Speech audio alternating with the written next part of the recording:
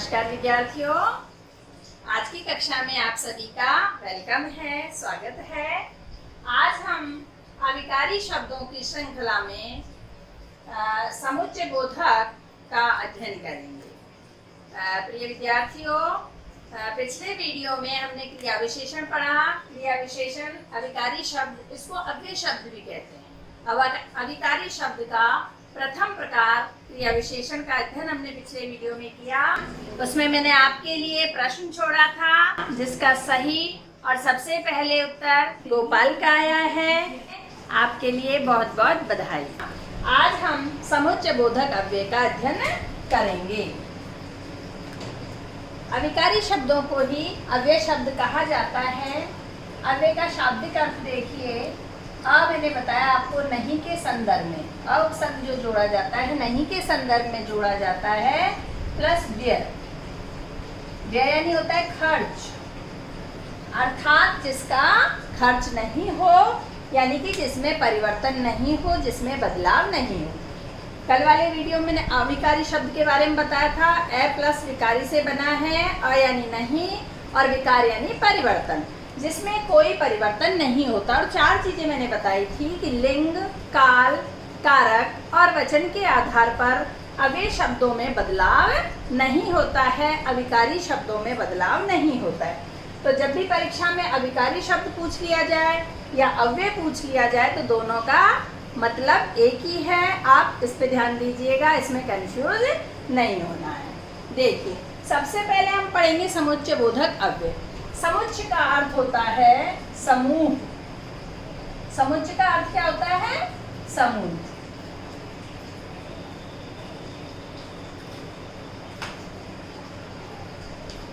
समूह का बोधक यानी बोध कराने वाला। तो इसकी परिभाषा क्या बनी? समूह का बोध कराने वाले अव्यय पद समुच्चय बोधक अव्यय कहलाते हैं। तो अब बात आई समूह का बोध कराते हैं, तो समूह किस चीज का है? तो शब्दों का सार्थक समूह, उसकी बात यहाँ हो रही है। और आपको पता है शब्दों का सार्थक समूह क्या कहलाता है? वाक्य कहलाता है।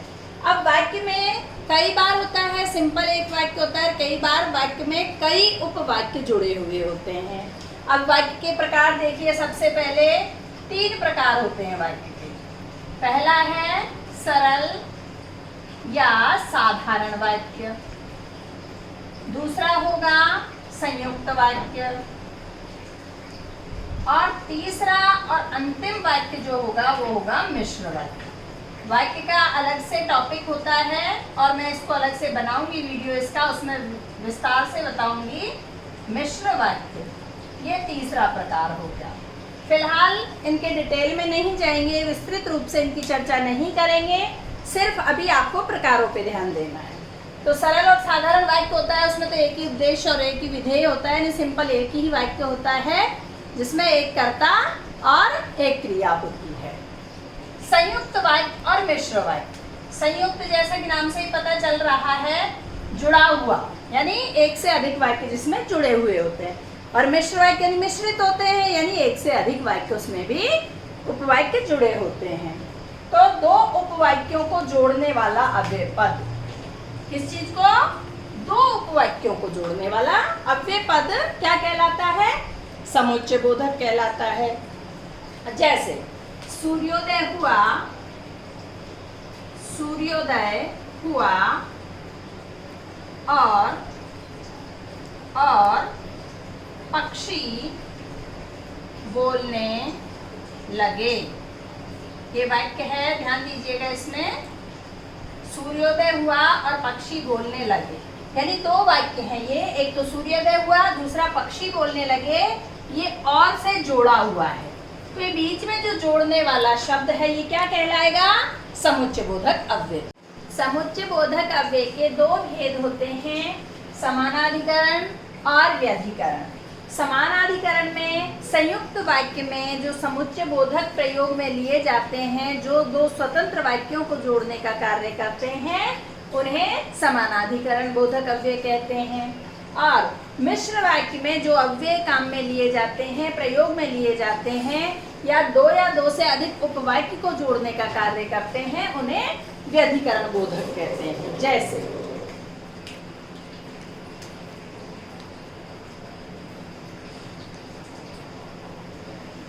जैसे रमेश खाता है और महेश सोता है, और महेश सोता है। अब इसमें दो वाक्य हैं, इस और को हटा के वाक्य को अलग अलग बोला जाए। रमेश खाता है पूरा अर्थ दे रहा है अपना, महेश सोता है ये भी पूरा अर्थ दे रहा है, पर ये जुड़े किससे हैं? और से जुड़े हैं। तो ये जो और है ये क्या है? ये समानाधिकरण बोधक चिन्ह है। ठीक है, कितना समझ में आया? इसके जो वाचक शब्द हैं वो देखिए, लेकिन, परंतु, किंतु, अथवा, व, या, और, तथा, एवं, ज्यों ज्यों, त्यों त्यों, जो, जिसे, जिन्हें, जिसका, जैसे जैसे, आदि। जैसे वाक्य देखिए, आप चाय लेंगे या कॉफी। अब यहाँ आप चाय लेंगे तो वाक्य पूरा बन गया, और या के बाद जो है कॉफी, तो कुछ लोग सोचेंगे कि तो सिर्फ कॉफी रह गया, कॉफी तो कोई सार्थक समूह नहीं है। ये शब्दों का सार्थक समूह हम वाक्य कहते हैं, उसे ये डेफिनेशन, ये परिभाषा आपको बताई। तो यहाँ तो सिर्फ कॉफी रह गया, यहाँ और शब्द भी नहीं है, और शब्दों से मिलकर कोई सार्थक समूह भी नहीं बना, लेकिन ये अपने आप में पूर्ण अर्थ देता है। कैसे? आप चाय लेंगे या कॉफी लेंगे, तो कॉफी लेंगे अलग से इसमें वाक्य बन जाता है। जैसे अगला देखिए, वह लड़का जो कल आया था, वह लड़का जो कल आया था मेरा भाई है। वह लड़का जो कल आया था मेरा भाई है। तो वह लड़का जो से यहाँ वाक्य जुड़ा है, तो जो क्या है इसमें? ये समुच्चय बोधक अव्यय है। क्या आपको समुच्चय बोधक अव्यय समझ में आया? समझ में आया या नहीं आया? कृपया मुझे कमेंट बॉक्स में बताएं, ताकि मैं और इम्प्रूवमेंट कर सकूं और सुधार कर सकूं और आपको और अच्छे से समझाने की कोशिश कर सकूं। आज का प्रश्न, अविकारी शब्द के संबंध में सही कथन का चयन कीजिए। जो सही है इनमें से, 3 कथन यहाँ दिए हुए हैं, तीनों कथन को ध्यान से पढ़िएगा, समझने की कोशिश करिएगा, फिर इनमें से जो सही कथन है उसका चुनाव आपको करना है।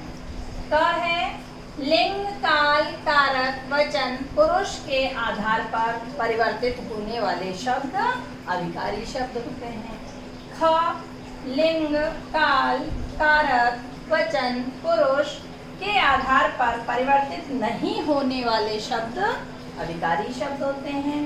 ग है, वाक्य में प्रयुक्त क्रिया की विशेषता बताने वाले शब्द भी अविकारी शब्द होते हैं।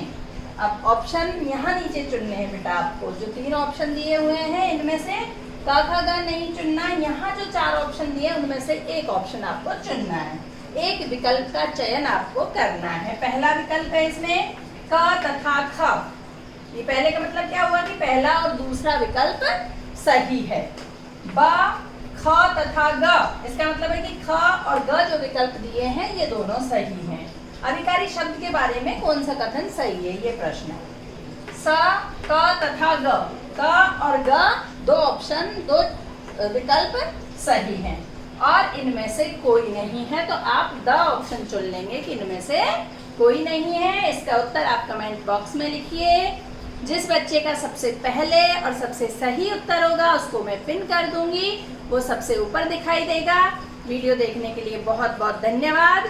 वीडियो देखते रहिए और अपना व्याकरणिक ज्ञान बढ़ाते रहिए। नमस्कार।